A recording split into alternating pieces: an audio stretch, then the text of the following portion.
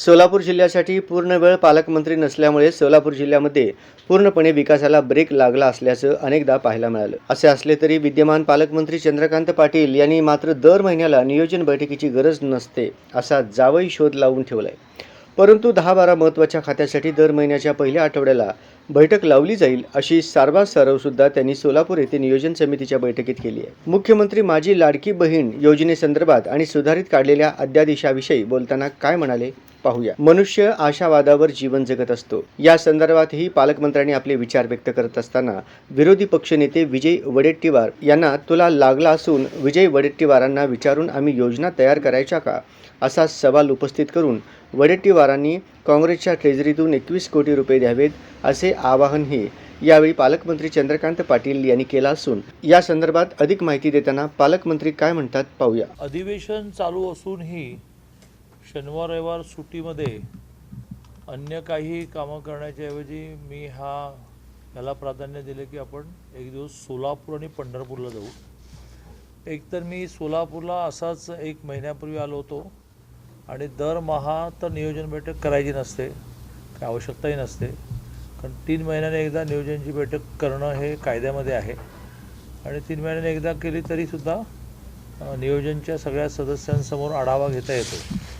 पण दरमहा एक आढावा घेतला पाहिजे, त्यातून कामं स्पीडअप होतात. टेंडर निघाली का, कामं पूर्ण झाली का, भूमी संपादनातल्या काही अडचणी आहेत का, मग मागच्या सगळ्या वर्षभरामध्ये उजनीचं पाणी हा टेन्शनचा विषय होता, अवेळी पाऊस. तर असा आढावा हा दरमहा घेतला गेला पाहिजे.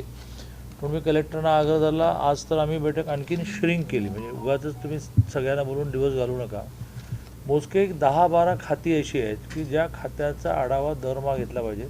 जसं शेती किंवा बियाण्याची स्थिती काय आहे, खताची स्थिती काय आहे, अवेळी पावसाचं अनुदान मिळालं का, दुष्काळाचं मिळालं का, दुसरं MSCB, तिसरं रोड, चौथं प्राथमिक आरोग्य केंद्र, 5वं शाळा, असं प्रमुख 10 खात्यांचे प्रमुख. आता आमचं पॅटर्न ठरलं की दरमहाच्या पहिल्या आठवड्यामध्ये ही बैठक करणार. आता एक मुद्दा इथे वारंवार येतो आहे की ह्या बैठकीला आमदार खासदारांनी यावं की नाही.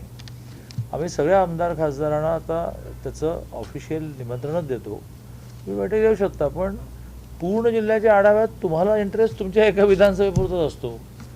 मग तरी आलो की आम्हाला आमचे 4 आढावे घेता येतात, विचारता येतात, आम्हाला यायचं आहे तर खासदार दोन्ही आणि आमदार सगळे यांना आम्ही पुढच्या बैठकीपासून अपेक्षित म्हणून ऑफिशियल कलेक्टर त्यांना पत्र देईल. पण ते त्या बैठकीमध्ये निमंत्रित सदस्य असतील, आढावा चालत राहील. त्यांना अक्कलकोटचे आमदार आहेत आणि त्यांनी बार्शीचा प्रश्न विचारण्याचं काही कारण नाही, बार्शीचे आमदार विचारावा. तर अशी एक थोडी पॅटर्नमध्ये नसणारी एक बैठक आम्ही सुरू केलेली आहे. नियोजन तर आहेच, 15 जुलैच्या आसपास अधिवेशन संपलं, सगळ्यांच्या सोयीची तारीख ठरवतो आणि मग नियोजनची बैठक करतो. म्हणजे ह्या वर्षाचं सगळं जे बजेट आहे, जे आम्ही सँक्शन करून घेतलेलं आहे मागच्या बैठकीमध्ये, त्याचं आता स्पेसिफाय करायला लागेल किंवा रस्त्यांना आम्ही 90 कोटी दिले, कोणते कोणते रस्ते करायचे, कोण आमदार सुचवणार, कोण खासदार सुचवणार, असं एक स्पेसिफाय करायला लागेल. आज जी बैठक घेतली त्याच्यामध्ये प्रामुख्याने मुख्यमंत्री माझी लाडकी बहीण ही जी योजना आहे त्या योजनेचं काय आहे, नीट नोंदणी म्हणजे आपलं नाव एनरोल करणं सुरू आहे ना. 3 तारखेला पुन्हा एकदा काही करेक्शन करून GR काढला आहे की जो जवळजवळ पूर्णपणे प्रो पीपल, लोकांना जे हवं आहे ते सगळं आलं आहे. की 2.5 लाखाचा उत्पन्नाचा दाखला मिळायला अडचण येते, तर चला 2.5 लाखाचा उत्पन्न दाखला घेऊ नका, त्यांचं रेशन कार्ड पुरेसं आहे, पिवळं रेशन कार्ड पुरेसं आहे. किंवा विषय असा आला किंवा एका घरामध्ये ज्या विवाहित महिला आहेत त्या सगळ्या एलिजिबल आहेत, त्या सगळ्या पात्र आहेत, पण मग ज्यांचं विवाह झालं नाही अशा किती, तर विवाहित व्यतिरिक्त आणखीन एका अविवाहित महिलेला, एका अविवाहित बहिणीला ती पात्र ठरवता येईल. असे खूप विषय नीट करून 3 तारखेला एक GR निघाला. ह्याच्यामध्ये आता नवीन एक केलं की महिला ह्या अंगणवाडी सेविकांनी फिरून जर डॉक्युमेंट्स कलेक्ट केले आणि ते आणून त्यांनी सेवा केंद्रामध्ये भरून घेतले किंवा ते आणून त्यांनी स्वतःच्या लॅपटॉप किंवा मोबाईलवर भरले, तर प्रत्येकी तिलाही 50 रुपये मिळणार. आणि सेवा केंद्रवाल्यांना तर प्रत्येकी 50 रुपये ऑलरेडी आम्ही घोषितच केले आहेत. एक आता आणखीन चांगली कल्पना मी मांडली किंवा माझ्याकडेच एज्युकेशन डिपार्टमेंट तर सगळ्या कॉलेजेसच्या NSS युनिटना म्हणू की की एकदम 5-6 चांगल्या योजना आल्या. उदाहरणार्थ आता मुख्यमंत्री माझी लाडकी बहीण आलं. मग कालच कॅबिनेटमध्ये महिलांसाठी पिंक रिक्षा, गुलाबी रिक्षा नावाचा विषय आला आहे की ज्याच्यामध्ये त्यांनी रिक्षा व्यवसाय करावा यासाठी सरकार त्यांना खूप चांगलं अनुदान देणार आहे. मग आमच्या डिपार्टमेंटचा मुलींचं 642 कोर्सेसचं शिक्षण मोफत, पॉलिटेक्निक, इंजिनिअरिंग, मेडिकल, ॲग्री सहित असा विषय आलेला आहे. तर ह्या सगळ्या विषयांची माहिती देण्यात वर्षाला 3 गॅस सिलेंडर मोफत मिळणार अशी योजना आली आहे.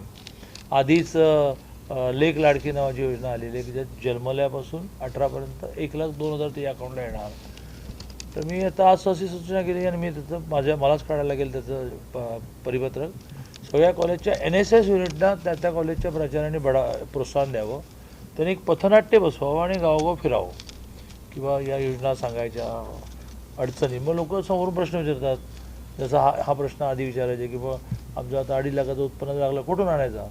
नाही, आता लाखाला लागणार नाही. आदिवास संबंधी पण एक करेक्शन केलं.